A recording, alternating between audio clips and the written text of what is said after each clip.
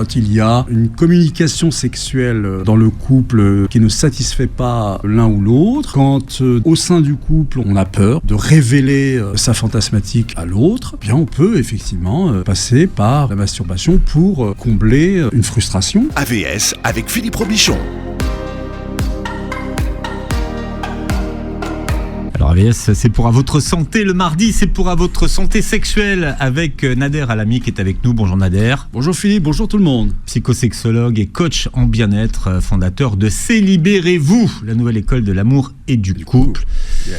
Et parfois, alors je sais que l'émission est filmée, mais je regrette que les gens ne vous voient pas tellement. Vous êtes beau comme un camion, Nader. Mais c'est pour ça que je viens à Beurre FM, parce qu'on me dit à chaque fois que je suis beau et ça m'encourage. Pour tout le reste de la semaine, je suis bien, quoi. Voilà. Et je vais vous dire, machallah le pull. il est formidable votre pull. Merci. Qui vous choisit vos pulls? Madame. Madame. Toujours. Ah ouais. Toujours. Ah, elle a du goût, hein. Elle me veut comme elle veut, elle, D'accord. Et ça me plaît. En tout cas, vous avez de la personnalité, vous vous assumez. Oui, j'écoute toujours madame. Parce que, alors, Nader... J'attends qu'elle change d'avis toute seule. Ah ouais, d'accord. Voilà. Mais c'est votre personnalité. Parce qu'il ne faut pas contredire une dame, il faut juste attendre. Enfin, j'en connais qui, pour les vêtements, peuvent contredire parfois. Hein. Non, vous avez un pull rose.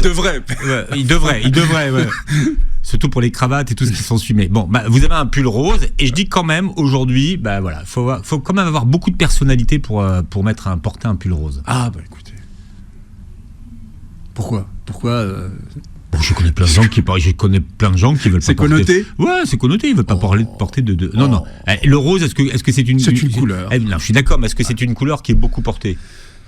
Elle devrait l'être un peu plus. Mais c'est pas énormément porté. C'est pas énormément porté. C'est pour ça que c'est original et c'est pour ça que voilà. Après tout, vous êtes avec ce beau soleil. Oui, et vous êtes sexologue. Et puis voilà. Bien. Alors, en fait, je tourne autour du pot parce que nous allons aborder un sujet, Nader. Nous allons aborder la question de la masturbation et la masturbation dans le couple. C'est un mot qui est quand même, faut le dire, encore difficile à utiliser, le mot masturbation, et qui est quand même connoté péjorativement. Non? Si. Alors, oui et non, parce que si on en croit maintenant, aujourd'hui, depuis quelques années maintenant, la littérature qui s'y prête, on vante beaucoup les bienfaits de la masturbation. Voilà, on vante beaucoup les bienfaits de la masturbation masculine, on vante beaucoup les bienfaits de la masturbation féminine, on en parle de plus en plus. Ça a changé. Ça a changé. On en parle de plus en plus, mais il y a quand même toujours une connotation de culpabilité, une connotation quand même qui est religieuse. Évidemment, parce que, vous savez, le 21e siècle n'est pas né au 21e siècle. Le 21e siècle vient après le 20e, après le 19e, et donc après tout un héritage culturel de gens qui nous ont précédés et qui eux-mêmes ont reçu ces éducations très strictes. Et si on fait un peu de psychogénéalogie, voilà, on tombe pas du ciel. On est aussi les héritiers, pas que physiquement de nos aïeux, mais aussi de tout ce qui était leur symbole, de tout ce qui était leur croyance, de tout ce qui était leurs angoisses, leurs craintes, etc., etc. Donc cet héritage culturel, il est là, et c'est vrai qu'encore aujourd'hui, il y a ce sentiment de culpabilité qui est là. Je me suis amusé à poser, en préparant cette émission, la question à 2-3 personnes, que je ne citerai pas, mais que je pourrais citer. Oh là là, faut voir la tête qu'ils font tout de suite. Hein. Alors là, c'est le tabou des tabous. C'est-à-dire, est-ce que... C'est-à-dire que alors, la question c'est et toi, est-ce que tu te masturbes? Et alors là, ça va pas, mais qu'est-ce que tu racontes? Pas moi. Pas aujourd'hui. Non, pas aujourd'hui, mais non, pas moi. Enfin voilà. Non mais il y a une gêne, je suis désolé. Oui, il y a une gêne. Oui, il y a une gêne, bien sûr. Après, la personne, quand vous lui posez la question et qu'elle n'est pas prête, moi au cabinet, quand je pose la question, les gens sont prêts à entendre ce type de questions. Mais est-ce que vous posez la question ça peut arriver, bien sûr. En consultation, est-ce que vous vous masturbez ou est-ce qu'il vous arrive de vous masturber? Les deux, oui, ouais. Tout à fait. Ouais. Ça peut arriver. Et comment est-ce que les gens réagissent? Est-ce qu'ils vous répondent franchement ou alors il y a une hésitation? On le voit quand les gens répondent franchement ou quand ils cherchent un petit peu à savoir s'il y a une bonne ou une mauvaise réponse. Alors, je vous dirais qu'au cabinet, la plupart des gens répondent tout à fait franchement. Voilà. La question. Mais encore une fois, c'est parce que le lieu s'y prête. On est là pour parler justement de la sexualité du patient ou de la patiente. Et dans sexualité, il y a aussi la masturbation. Donc les gens y étant déjà un peu préparés, s'attendent à peut-être ou pas, mais en tout cas ne sont pas gênés et répondent assez franchement à la question et assez rapidement. Donc pas de gêne, pas de gêne pour répondre à la... Et c'est mieux, encore heureux, c'est très bien, c'est très bien. Alors, évidemment, si je pose la question, alors ça il faut faire attention à comment l'amener, si je pose la question à des gens en couple qui sont devant moi, voilà, moi je le ferai pas, je poserai pas la question quand ils sont tous les deux devant moi, à l'un ou à l'autre, devant l'un ou l'autre. Voilà. Je préférerais poser la question à l'un ou à l'autre seul. Dans un premier temps, du moins. Bon. Vous avez commencé à le dire, ça fait partie de la sexualité. C'est même parfois c'est la première des sexualités. Exactement. Ouais. C'est généralement la première des sexualités. Vous savez, il y a cette anecdote. Enfin, les historiens la connaissent bien. Louis XIV, voilà, il est dauphin.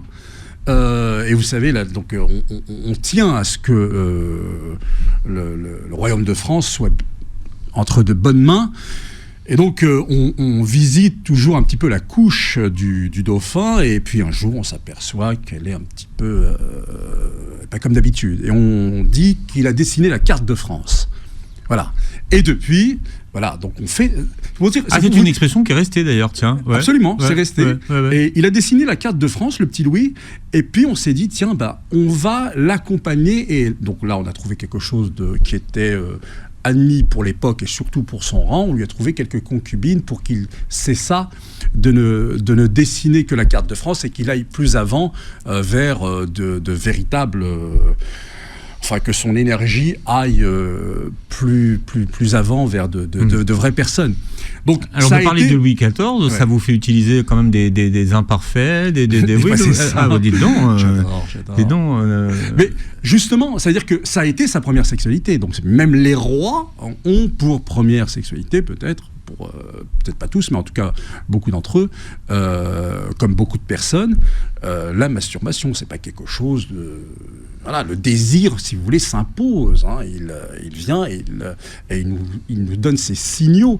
Après, c'est quelle réponse nous lui donnons. Est-ce qu'il y a une définition en sexologie de la masturbation ? Si on vous demande qu'est-ce que c'est que la masturbation ?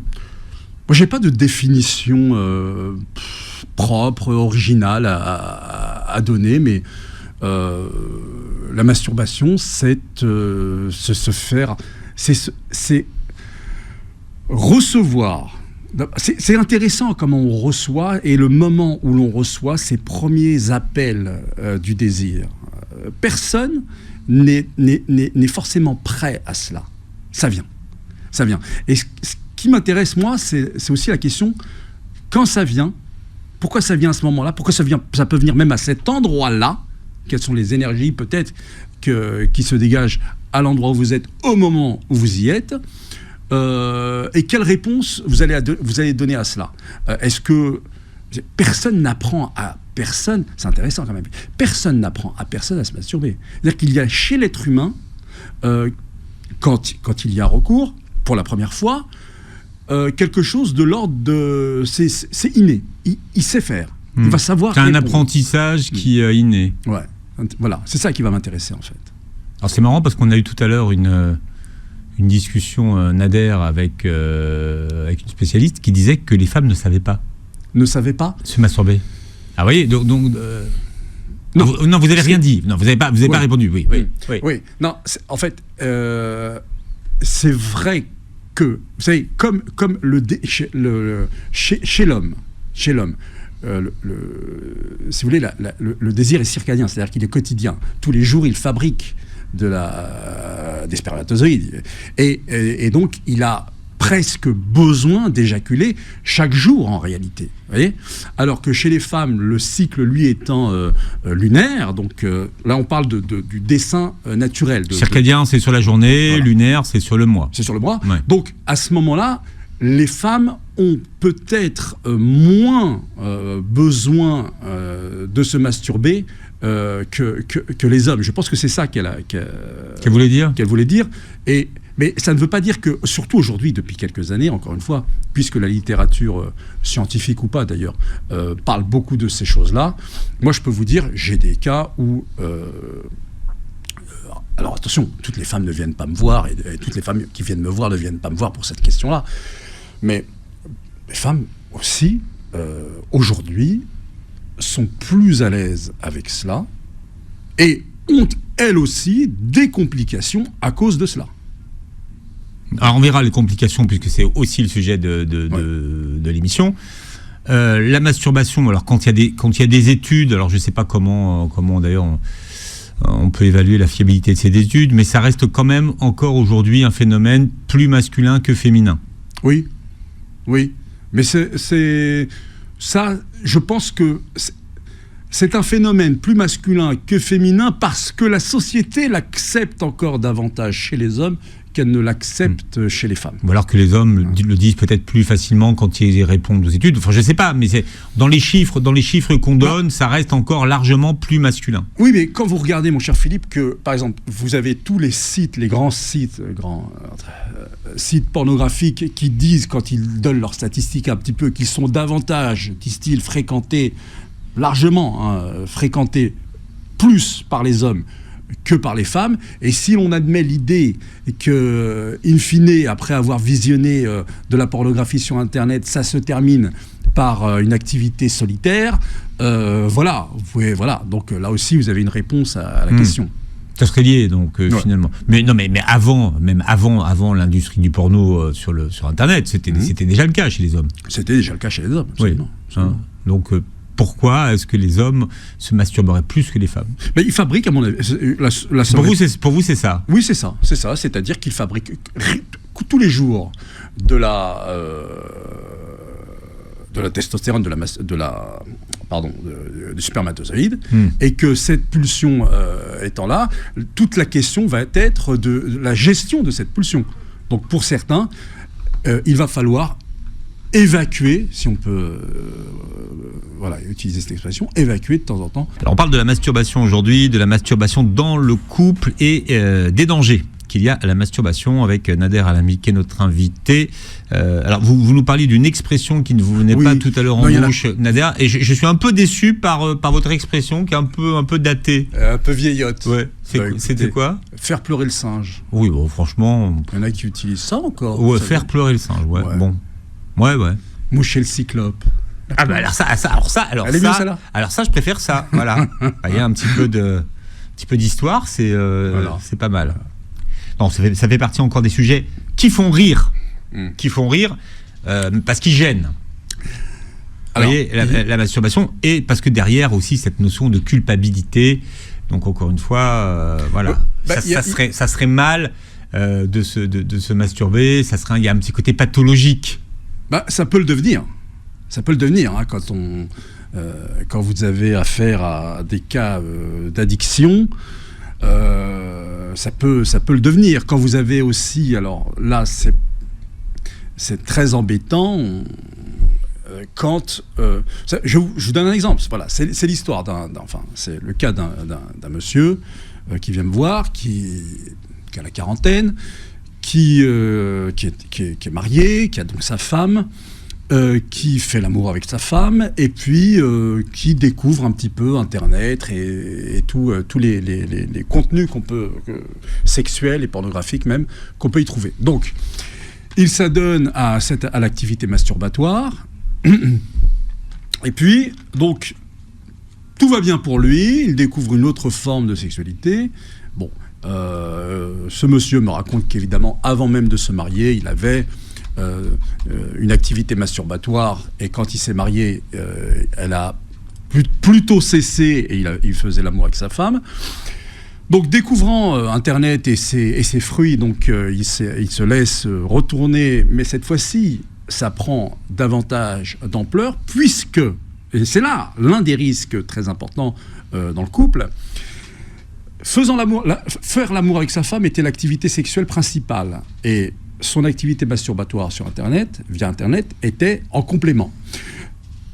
Il est allé vers une évolution de la chose, et la masturbation via Internet était devenu son activité principale, faire l'amour avec sa femme était devenu l'activité complémentaire, et puis ensuite c'est allé davantage vers la crise, puisqu'il ne trouvait plus assez d'excitation pour faire l'amour avec sa femme, et l'activité masturbatoire sur Internet avait pris le tout.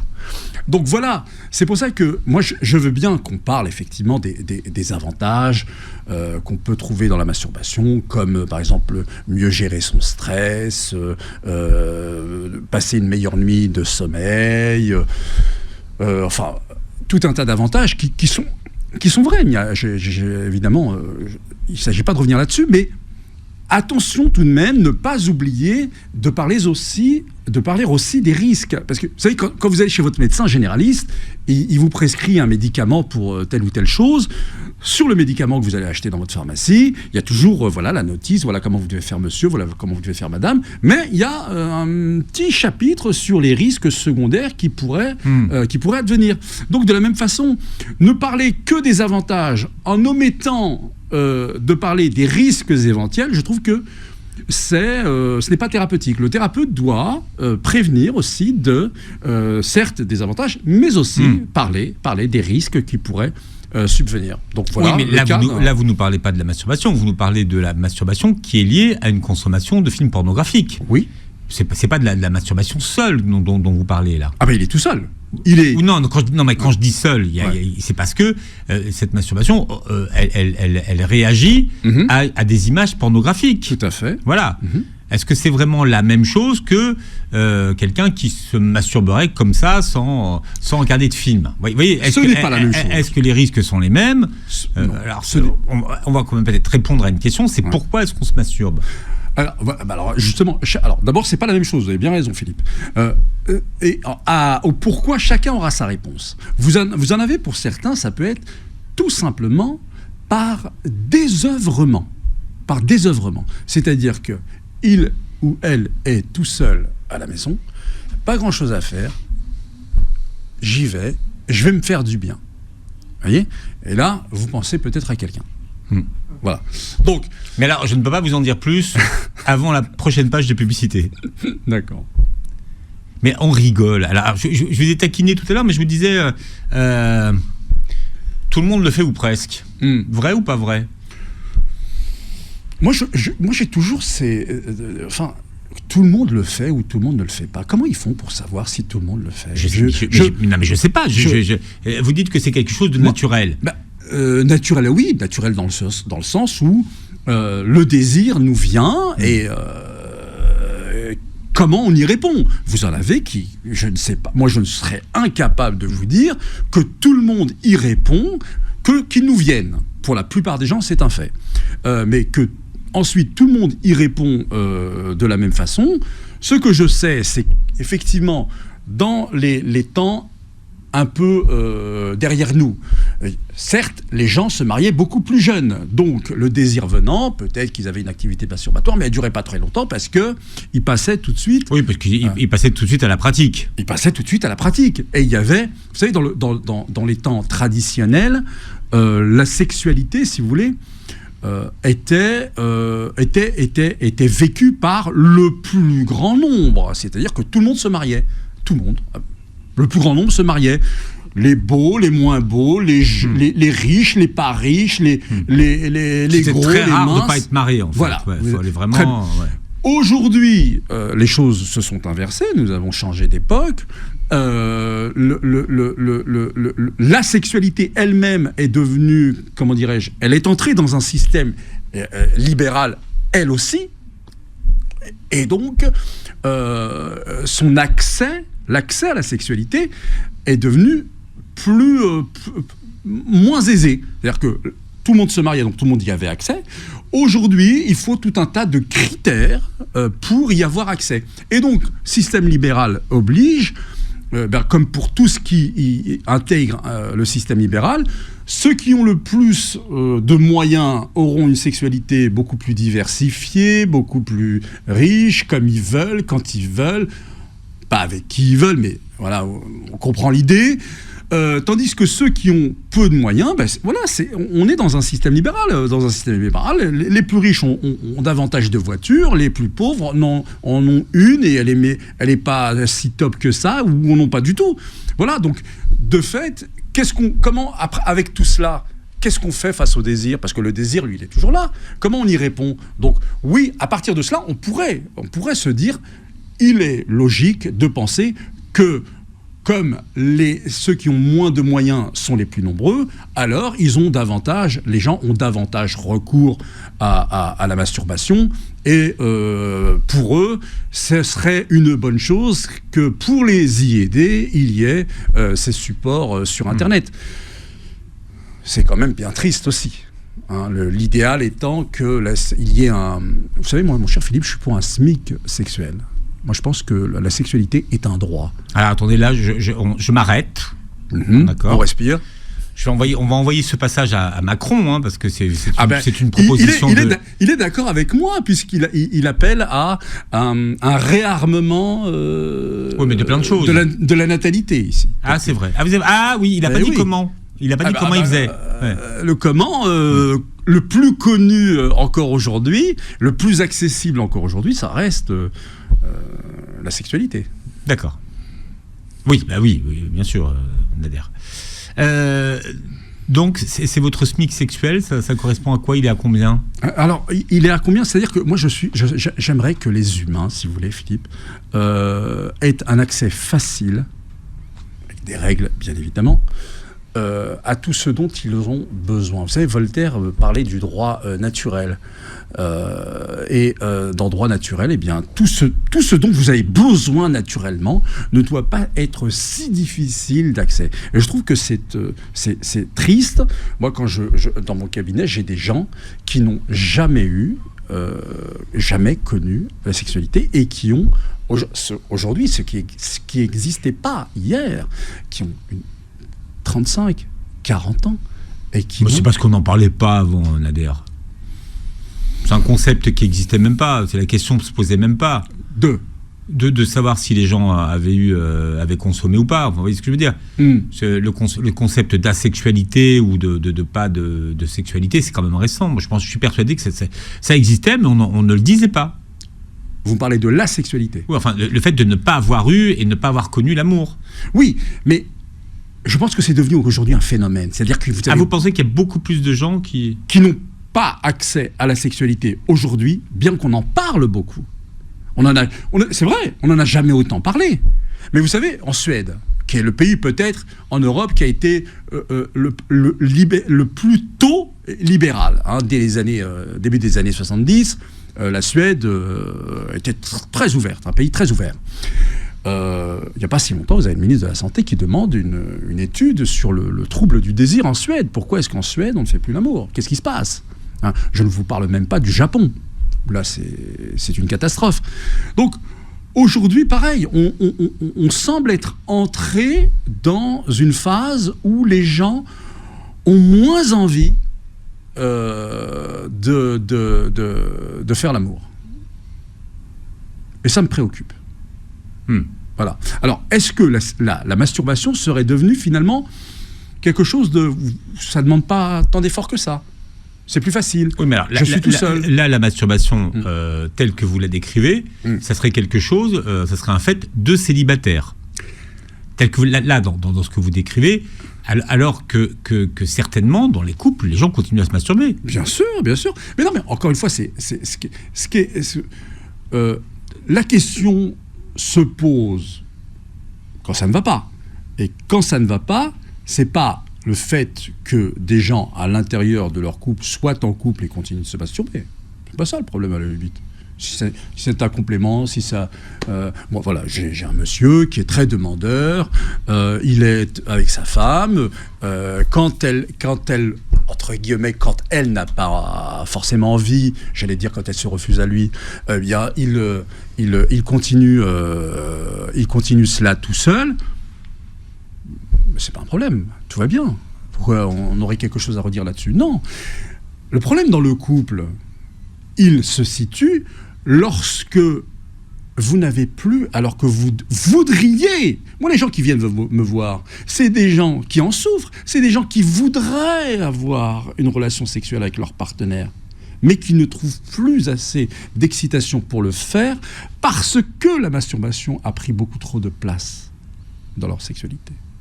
Pas la même chose. C'est-à-dire qu'elle a remplacé des pratiques sexuelles du couple. Voilà. Et ils en souffrent. C'est ça qu'il faut comprendre. Et ils en souffrent. À la limite, celui ou celle qui n'en souffre pas de problème. Ouais. Mais celui ou celle qui en souffre, parce que il ou elle, au fond d'elle-même, la personne, elle a envie de câliner son partenaire, sa partenaire.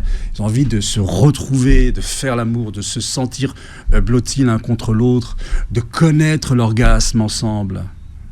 C'est une grande souffrance pour ces personnes. Voilà, avec Nader Alami, ce matin, nous parlons de la masturbation et nous parlions tout à l'heure de la masturbation quand elle rentre en compétition avec d'autres pratiques sexuelles du couple, qui peut devenir une source de souffrance. Est-ce que finalement la masturbation, ça vient combler une frustration ? Est-ce que quand on est en couple, le fait de se masturber, c'est pas dire à l'autre, finalement, tu ne combles pas tous mes besoins, donc j'ai besoin de me masturber. Est-ce que ça peut être ça ou pas ? Ça peut, bien sûr, ça peut. Quand il y a une communication sexuelle dans le couple qui ne satisfait pas l'un ou l'autre, quand au sein du couple on a peur de révéler sa fantasmatique à l'autre, eh bien on peut effectivement passer par la masturbation pour combler une frustration qui s'est installée sexuellement au sein du couple, absolument. C'est pour ça que j'invite chacun, chacune, vraiment, au sein de votre couple, c'est en faire, c'est un travail que vous devez faire, d'en faire ce lieu sécure où vous pouvez vous mettre à nu, où vous pouvez discuter de tout, et encore une fois, discuter de tout ne veut pas forcément dire tout faire, okay ? Mais au moins me sentir libre de te parler de mes ressentis, de mes besoins, etc. etc. Voilà. Bien sûr que ça peut. Alors, pas toujours facile d'introduire le dialogue, parce que c'est vrai qu'il y a quand même le poids religieux sur la masturbation. Bien sûr. Alors, vous savez, les religions ont la plupart des religions que nous connaissons ont été très strictes vis-à-vis de la masturbation. Je crois que la plus tolérante ou la plus ouverte à ce sujet est l'hindouisme. Voilà. Pour les autres, elles ont été très strictes pour, me semble-t-il, pour répondre à une question démographique. C'est-à-dire que il faut que nous ayons que l'énergie sexuelle sert à procréer. Voilà. Il faut que nous ayons davantage de nouveaux croyants, finalement, de nouvelles, il faut agrandir un petit peu, si vous voulez, la population. Et c'est sûr que si on laissait la masturbation en tout cas, ce qui est intéressant ici, c'est que les religions s'y sont intéressées. Ça veut dire que la question s'est posée. On ne s'intéresse pas à une chose si la question n'est pas posée. Et que la réponse a été non. D'accord. Même s'il y a parfois, si on prend l'islam, dans certaines écoles, il y a davantage de souplesse. Je crois, il faudrait demander à l'imam. Alors, j'ai demandé à l'imam d'intervenir. Ouais. Mais il avait des activités ce matin. D'accord. Mais je crois que dans l'école hanifite, donc je parle sous son contrôle, il y aurait davantage de souplesse en disant que c'est mieux que d'aller avoir une relation sexuelle hors mariage. Voilà. Alors c'est quelque chose qui revient souvent. Ouais. C'est-à-dire, se masturber, c'est mieux que d'aller tromper. Mais ça n'a rien à voir. Bah oui, moi j'ai envie de dire. C'est pas le même sujet. Y en a qui disent que se masturber, c'est tromper au sein de certains couples. C'est pour ça que je vous disais d'ailleurs que je ne pose jamais la question quand les deux sont en face de moi, parce que comment ça, tu te masturbes ? C'est-à-dire que tu fais l'amour à quelqu'un d'autre que moi, même si c'est que toi avec toi-même. Peut-être que tu penses à quelqu'un d'autre, peut-être que... En tout cas, tu n'es pas avec moi. D'accord. Voilà. Et là, quelle est la réponse du sexologue par rapport à ces interrogations qui peut-être sont légitimes ? D'abord, la réponse, encore une fois, il faut qu'elle soit adaptée à la personne qui a cette crainte. En fait, d'où lui vient cette crainte? Qu'est-ce qui lui semble tout à coup lui échapper? Qu'est-ce que ça dit aussi de la relation? Pourquoi ne vous en a-t-il jamais parlé? Pourquoi vous-même n'avez jamais pressenti cela, ce besoin d'entrer dans ce qu'on appelait tout à l'heure une bonne communication sexuelle? Là, on touche sur quelque chose d'intéressant, c'est quand même que bon, évidemment, je ne peux pas parler pour tous, mais je parle pour ceux qui viennent me voir. Mais c'est vrai que la notion même l'idée même de bonne communication sexuelle, me semble-t-il, doit être quelque chose de privilégié au sein du couple. Le couple, c'est aussi, dans ses fondements, une bonne communication sexuelle. Et si vous découvrez seulement, après des années de vie en couple, qu'il ou elle se masturbe sans vous le dire, c'est que quelque part, il y a eu défaut là, hein, dans la communication sexuelle. Ça peut... Mais est-ce que c'est pas quelque chose de finalement... Alors, c'est un plaisir solitaire, ouais. Mais est-ce que ça relève pas du privé? Mais ça peut relever du privé, bien sûr. Oui, ce que je veux dire, oui. C'est finalement... Bien sûr que ça peut relever du privé. On a, comme dirait, vous parlez de jardin secret. Du jardin secret, oui, non, voilà, ouais. Le problème, c'est quand ça pose problème. C'est pas quand tout va bien. Quand tout va bien, effectivement, on n'a rien à redire, tout va bien.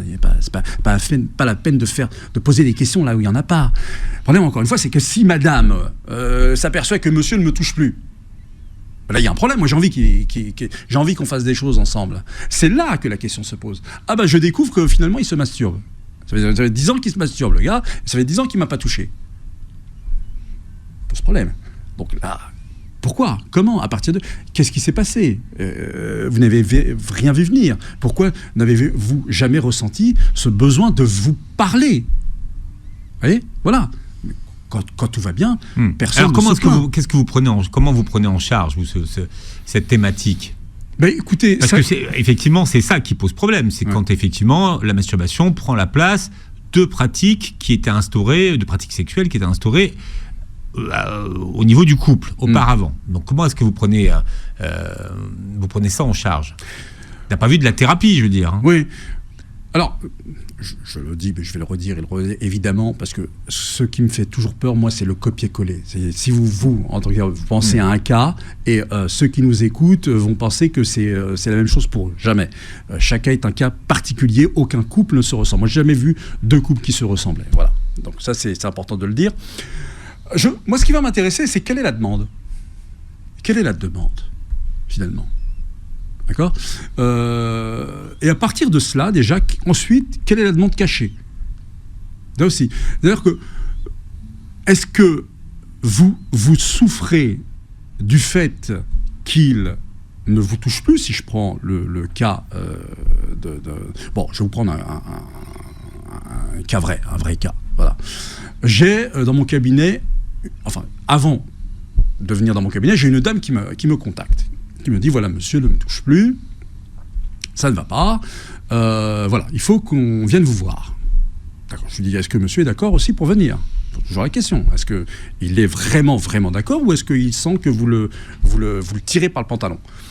Non, de toute façon, je lui ai mis un ultimatum. J'aime bien l'idée que vous le tirez par le pantalon. Oui, ça illustre bien. C'est bien illustré, c'est bien, vous avez beaucoup de... Donc, non, il veut venir parce que je lui ai mis un ultimatum. C'est soit on se préoccupe de ça, soit je te dis au revoir. D'accord? Donne-moi l'impression que toi aussi, ça te dérange, toi aussi, ça te préoccupe. Donc, ils viennent me voir. Alors, d'abord, je reçois... Parce que une dame, mon cher Philippe, d'une beauté renversante. Non, mais parce qu'on se pose toujours la question de savoir peut-être que monsieur, sa femme ne lui plaît plus, sa femme ne l'attire plus, ne la désire plus, etc., etc. Vraisemblablement, là, elle était très belle, cette dame, et très désirable, etc., etc. Donc, je les écoute, et je m'intéresse ensuite au monsieur, je demande à la dame de nous laisser quelques instants seul à seul, et je me pose la question, mais je me dis, mais vous l'aimez, votre femme? Vous la trouvez comment? si vous deviez Enfin, je voulais voir s'il avait les mêmes yeux que moi, ou si peut-être que lui... Oui, après peut-être parfois, après 20 ans de mariage, c'est exactement ce on que n'a j'allais plus du dire. tout les mêmes yeux. Exactement. On voit plus les mêmes choses. Exactement, voilà. Et donc, il me dit que qu'il est très amoureux de sa femme, qu'il est là pour ça, qu'il veut régler ça, etc. Donc, je lui pose la question. Alors, je vais très loin. Est-ce qu'il y a d'autres orientations qui ont pu venir l'intéresser ? Il me dit que non, et je lui parle de son activité éventuellement masturbatoire. Il me dit que oui, et que ça a pris beaucoup de place, etc. Donc, à partir de là, elle a l'air sérieuse, votre dame. Hein. Elle a l'air vraiment de me dire que là, c'est la dernière chance. Donc, vous, qu'est-ce que vous voudriez ? Parce que ce qui est intéressant, évidemment, ça ne peut pas être uniquement ce que veut l'un ou l'autre. Même celui qui est, entre guillemets, accusé d'être à tort à 100%, même si lui considère qu'il est en tort à 100%, il faut entendre, et il faut dégager, il faut sortir de lui sa demande. Parce qu'il ne sait pas, on sent bien d'abord qu'il souffre, et il ne sait pas, il n'a pas pu s'enfermer là-dedans comme ça pour le plaisir. Donc il faut chercher avec lui, ici, donc voilà, ça bloque, très bien, on a bien compris que ça bloquait. Mais qu'est-ce que ça dit de votre relation ? Et là, on parle effectivement, mon cher Philippe, du sentiment de culpabilité.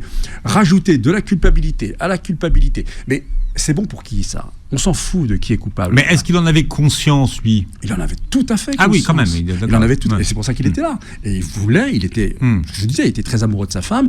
Donc à partir de là, c'est vers lui qu'on est allé aussi, voilà, en demandant à la dame de considérer ou de reconsidérer l'idée qu'elle fait partie de la solution. Allez, et on en revient à notre communication sexuelle qui doit prendre davantage de place au sein du couple, parce que c'est la relation qui souffre ici. C'est pas que lui, en fait. Et il ne peut pas être responsable, lui, tout seul, de la relation. Et au final, ça va beaucoup mieux. Qu'est-ce qui s'est passé ? De ce qui s'est passé, c'est qu'ils ont commencé à davantage se parler ouvertement. Alors, je voudrais dire ici une chose, c'est que les gens, à force d'entendre le mot communication, se parler, etc., ils ont peut-être parfois l'impression que ça ne changera rien de se parler. Mais je vous assure que ça change beaucoup de choses. De passer d'un poids qu'on a l'impression de porter tout seul, hein, à le poser un petit peu et dire tiens, partage avec moi s'il te plaît. Je vous assure que ça a déverrouillé beaucoup de choses pour beaucoup de couples. Et que le pire a toujours été de s'installer dans ce lit des non-dits. C'est-à-dire, j'ose pas te dire. Alors, le j'ose pas te dire inscrit l'autre dans cet enfermement, et parfois, on n'a pas idée à quel point l'autre est tout à fait en mesure d'entendre ce qu'on a à lui dire. Alors, c'est pour ça que les thérapeutes existent, c'est parce qu'ils réussissent à montrer et à l'un et à l'autre qu'ils peuvent tout à fait se parler, qu'ils peuvent tout à fait s'entendre. Nader Alami, alors vous réécouterez une émission en podcast sur beurrefm.net. Profitez-en pour aller faire un tour sur le site de Beurre FM et sur toutes les plateformes qui reprennent l'émission. Vous verrez Nader et son pull donc sur la chaîne YouTube, hein, sur la vidéo. Merci d'avoir été avec nous, Nader. Merci Philippe, merci à tous. Libérez-vous. Voilà. Hein, c'est ce qu'on dit souvent. Et passez une très belle journée santé sur Beurre FM.